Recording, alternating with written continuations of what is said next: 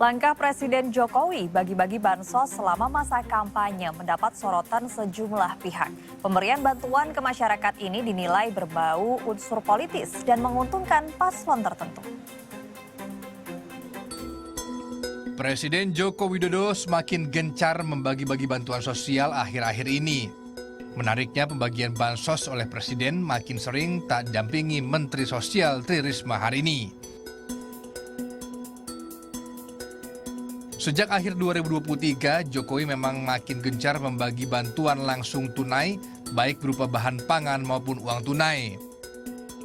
Jokowi bahkan memperpanjang BLT Rp200.000 per bulan untuk Februari, Maret, dan April yang akan diberikan mulai Februari 2024. Sementara Anies Baswedan saat menemui puluhan ribu massa pendukung Capres 01 di lapangan Desa Pendawa, Kecamatan Lebak Siu, Kabupaten Tegal, Jawa Tengah, Selasa pagi tegaskan terkait bansos yang diberikan pemerintah merupakan keputusan yang diketok oleh DPR.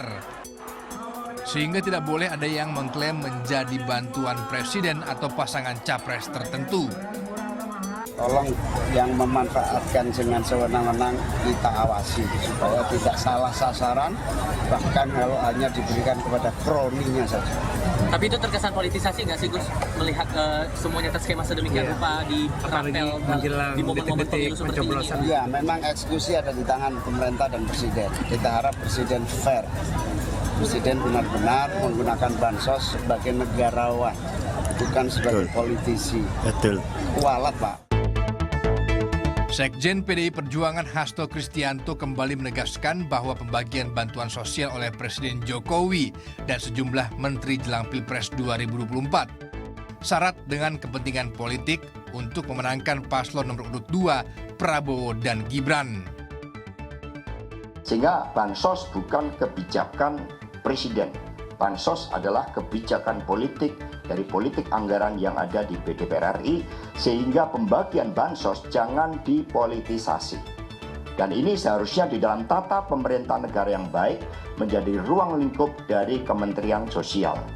Dengan mengingat Ibu Risma ini sosok yang memiliki integritas tinggi, beliau tidak mau data-data bansos ini dipakai untuk kepentingan politik partisan, apalagi untuk memperjuangkan kepentingan keluarga.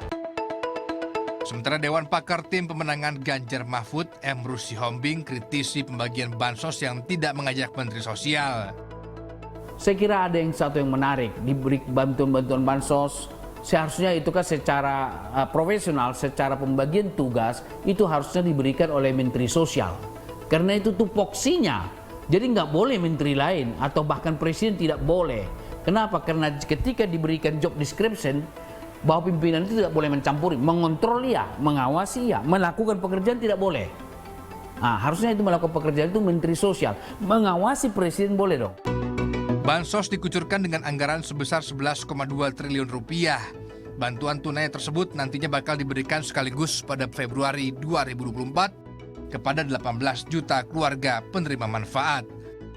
Menuai sorotan karena dibagikan di tengah masa kampanye pemilu 2024, pemerintah menegaskan pemberian bansos merupakan instrumen yang sudah ada di dalam APBN dan sudah disetujui oleh semua partai politik di DPR. Tim Liputan melaporkan untuk NET.